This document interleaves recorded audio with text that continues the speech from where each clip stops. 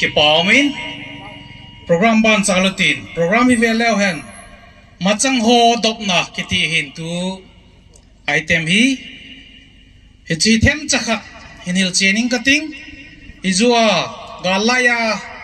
akisukha mahapu machang meichang jong sunga am layong omin hiti ho chu tu to lai pau bi 2026 a he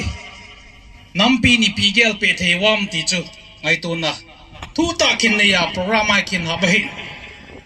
asin na tinga chun medical convener pu han kulen ama phala dingin ne ki gontin dammo ve se tamta gal sunga in to wa akisukha ne ki to khana ama na ta sa ta an to pa hi them khat mi pi dingin ai pun do pe untin hi chu ting le to lai pau me 2026 organizing chairman pun ipi bolo pham ti chu phak cham chat in la bentin toina mani kharkana ongki ko dingin toin pu han kulen medical COTU ama phat campaign he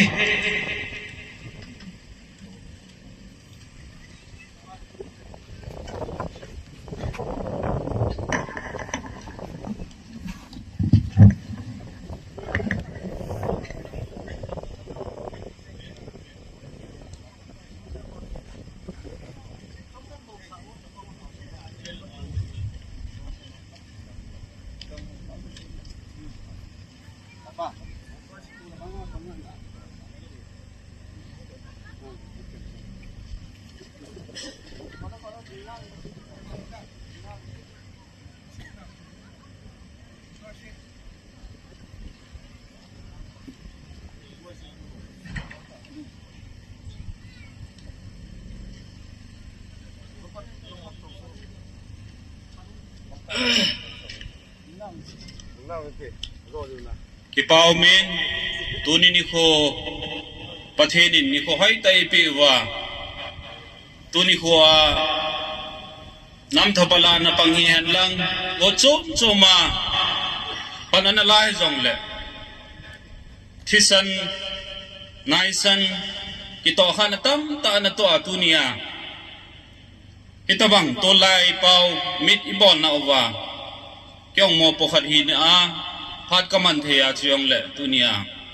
akisukha hol hing set kim selin hung zo hi jong le kham ka hung thei ji win phan ma sapen penin phat phai pi wa pa pathen thang wa na ka hin pe in chule tunia CDC lam kai hon ta banga phat mun khadin chan hung yong hi inam dam naw khat hetin kala in ma ho chunga jong ki pa thu ka hin sein chule tunia hung ki khom nam lam kai ho zading a kilom ho hi in chule CSO lam hi in chule nam volunteer ho hi in nu te ho go chom na hi win COTU medical thalengin na bon chaw chunga ka ngai lu na le ka jana salam kain chewe phat hi gain sol la loading a hin tunia hung kal som ho hi athu sim tham khat chai jong le hin ta lang ka ting chiếu tiếng lệ Galla pana in ki man sa now hi chi he chom lam ta ka hin sei do ding a hi in ama sa pending in to chunga hung kal song in zo ngai lu thil pe lam kai hon an pe ho chu athu sim tham khat chai jong le hin ta lang ka ting akhat na hi lam min thang ho kit ma hin ama hi sana sabia lam kalang boy niya hichi divert na dinga chu pananala hi in aloy mi thumin wangsit ta in hin khulim na naneitan ama hi ata sa chunga hi meichang changa maha hi aput na wang phat ta phat chom phat jawa hing do a cha ko na hi ban cha treatment hung ki bola tuni chana hi i hola hung pang the ti chu kaga sei do hin tin ka sei tol honin Mr. Lamin thang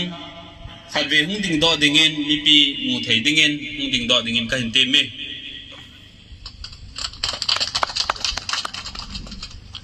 abanin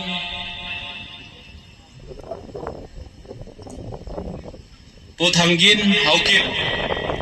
อามาให้เด็กทรีเนียกำกิบไฮบุยนัสตามีปีบุยลายฮีมีปีอิจาดทำขัดหูดอดิงาปันอันละนาฮีอาเกงอันกิกาบขาฮีอินจุยองเละอามาฮีอาขอนักิขัดฮีอดังหอฮีประเทศลุงเซดินอดัมมัวนาวฮีกังตาได้นดัมเทียนอามาฮีอินเฟคชั่นอันสังขอินตูนิจันหินนีเวทุมเวตบังฮี medical team ฮอนอันนี้กิบอยปีอาNagaland akisan namuna hi Naga hospital hi thuwei ta bang hi hospitalize an hi ahin tu din muna jong hi ama hi dam thing lo lai hi abana hi treatment ngai jom na lai hi in tu in pa thangin hung din do pi ding in ka hin te me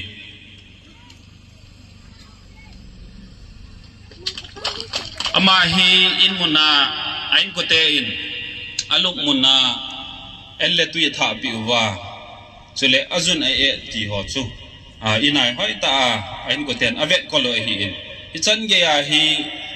gen the na thu he ti chu tu nia bi ho zo se ni he di wa khain se do hin tin abanin kamlen mang hi kang su phai ring an ki tong kha hi in ama hi gal ki pat ti lai hi in agil hi munizat ham khat na ki zop ma hi in oi jong hi adunga wa hi ti ki a jing hi in tuni hin screen hen lang akisukha ho hi alim ho jong hi imu thei di win ki ta lang then lang le akinomin a hin a hi thei na lam lama chu ki man cha diu tan tin operation ni ve thum ve ki bolin tu chana hi a physical movement ata sa akiman cha na jong hi tu chana hi pe ham dam thing lo wa hi ya he ma jong ma ba na treatment ngai na lai ti chu ka ga phon do hin tin achom lamin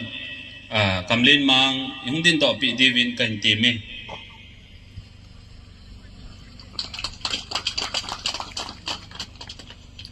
abanin kamlin pau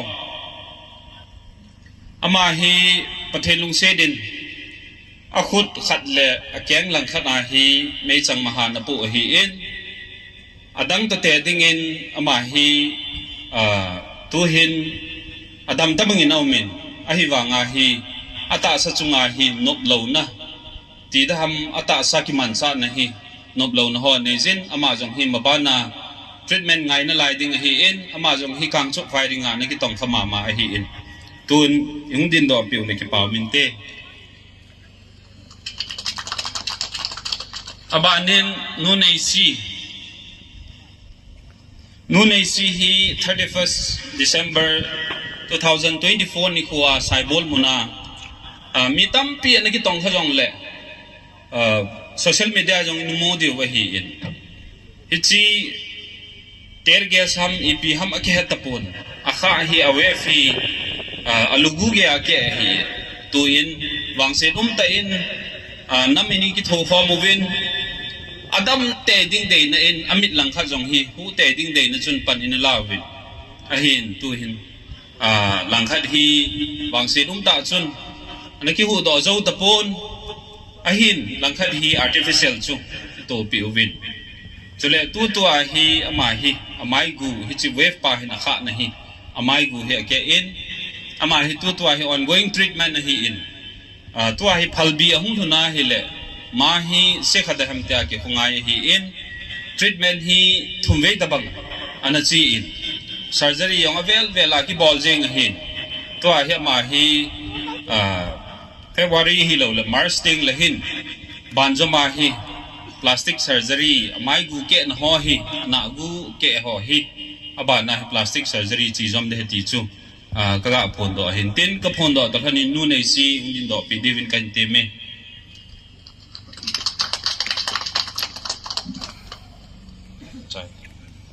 aba na he hi le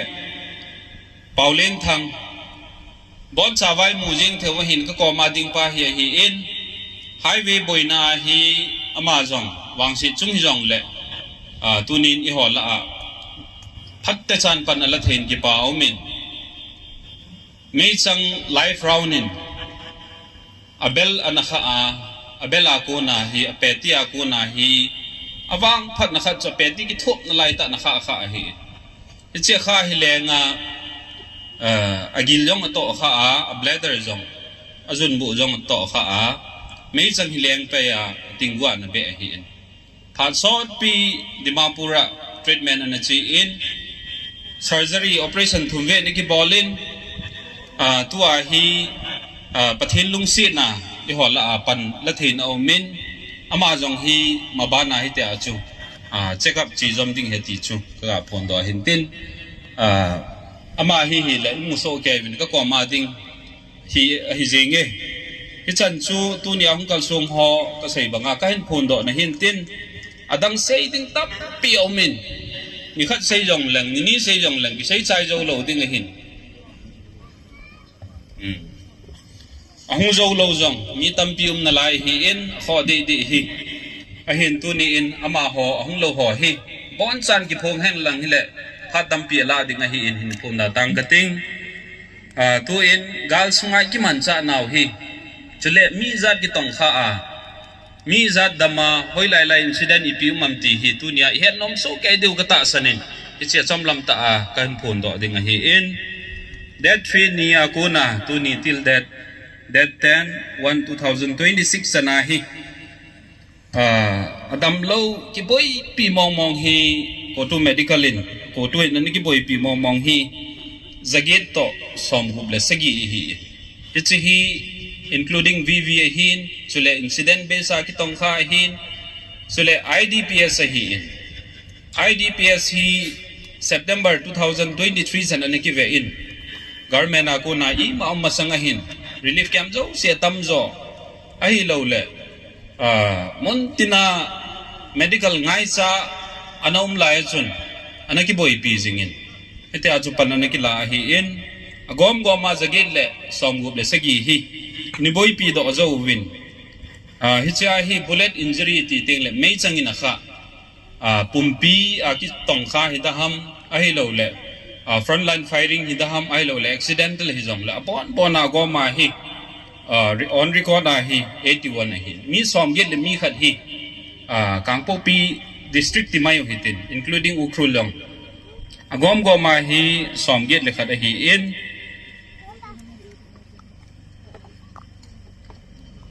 hi chu khat hi in chule abana hen incident ni kiti han lang hile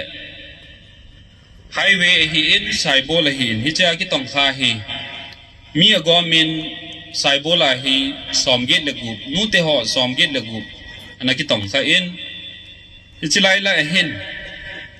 mi som le sagi hi bullet injury meichang maha na po meichanga na ki tong kha hi bin saibol incident ti ting le SP pa chunga ilum dam lo now hichinia protestable na wa na ki tong kho ho jong chu hi include hi in ya cha gom ma hi mi som le mi sagi hi bullet injury me changa na ki tong kha he chule highway hin mi gom in mi som ko le ni ni ki su kha win hi cha hin me changa na ki tong kha hi mi som tabang me changa hin ana ki tong kha in saibola hin tu hi ongoing treatment ngai za jing na lai hi mi nia omin highway hin akijan jom jing na lai mi nia omin chule tu nia invite ball ho ama ho case ho tabang hi mi som le mi nga tabang hi tu ni in boy pi jom ding in on record ki ko in it's hi tu nia hong ki khom nam lam kai ho hin chule CSO ho hin nam min pi te hi bin koi hi jong le hen tu nia hi Galla ki tong kho ho hi alang pi ai se hi le khat ve ni ve ni ki jan jo wa hin ama ho ki phalam jong om ji win a hin tu nia hi ain munna azun e ki bo ain munna naw sen sinding ho mutalowa anaw sinding jong sin jo talo ai lo le in sunga anu apa ge again thei ji na jong tong thei talo adam mo sa ti ho hi tuni in cái hòn kapunawin cái họ po nat na hi na ho zo si ho zo sia dinga jong tunia isir we heti hi tunin ka sei to no min tunia lam kai hon hi chi hi ipilam pi go nu wa ma ho zo se hi 100% adam theng sat diu ki ti wang chu thil ha sa hin yong le tunia hi izo chanuwa adam theina chan diu le ama ho lungdam na chan dinga hi izen do the di pau hi tunia medical team ho jong ka kinep naw kha na hi in chule chuma ba na chun khat hin phone beng ka ting gal sunga hin akitong kha tam ta jong chu ana umin chuma ba na hin khu mutalo kitile amit lang nia jong khu ki chi a mutalo ding ai lo le amit lang khat talo gal je a ai lo le go chom chom je hi ta na kitong kha hi gal sunga hin ke ho record hin mi segi da bang hi tuni in aumin ama ho jong hi ti ham zanjam ding yong na lai hi cho jong hi panila khom ki diwe ti chu ka se hin tin chule aba na hin sei min lal khong sai khamel lok firing ana ki tong hapa hi tu hin ama Nagaland akizanin bom hal meichang hal khat jong hi lang khana na lai hi ama jong hi zanjam dinga phatsa khat so hi in chule song lunga ama jong hi tutua delia kizan na lai heti yong chu namgal ja kizan na lai heti yong chu ka sei to hin tin ipi jong le jo ting le lam kai hon pha dung ju ngai chat hong sei dinga kilom am jong le hi chan sun hin phat saing ka ting khil nam le pathin min ki ngai dam te dunia ilawa hung tha Galla ya ito khompiu volunteers nama denga thopala na pangho he tunin jong ilawa hung tha ovin i chunam ho jong volunteers so na to khompi hon ka ngai lut na win thilpi neo ka pi no mo win long set ta ning din do pe win lang ko pule lenin in lam kai le phante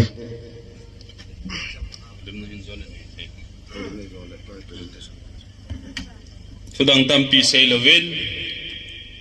mi tampi ki kovin ahin aphat anekino je en ahung thung zo lo jong tampi no men jong le tunia ahung kham hi kain ko do de hin tin akhat na en pu thangin neo hin pu no neo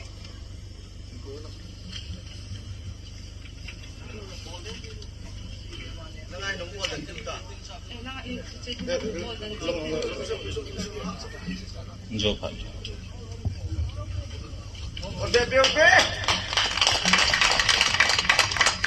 athosim hi jo teng le phat ka chan teng le kisu kha dan ho hin sei diu tan ten abanen khamlen pau olang khamlen pau abanen khamlen mang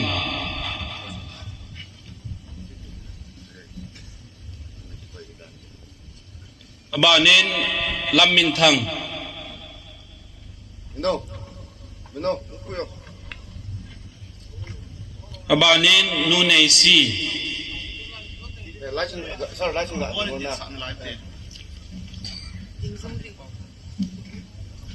banen paulen thang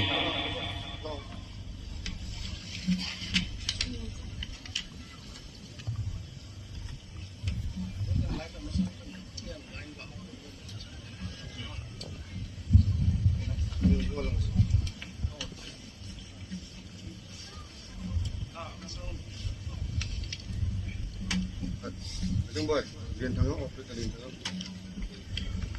Đang tính đến được, nếu mà thằng đến chui lên tới chui lên.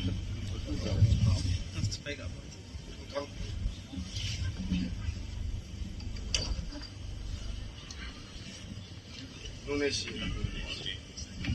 Tâm mình thằng trong vậy.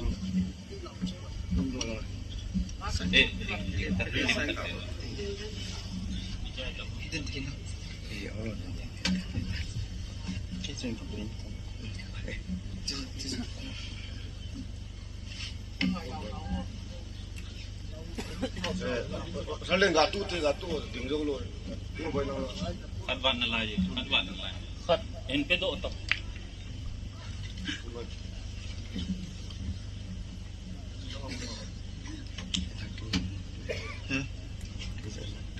Có một địa điểm hút lùi nhất thì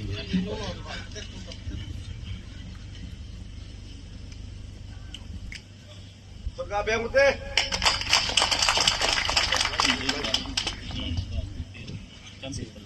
Chân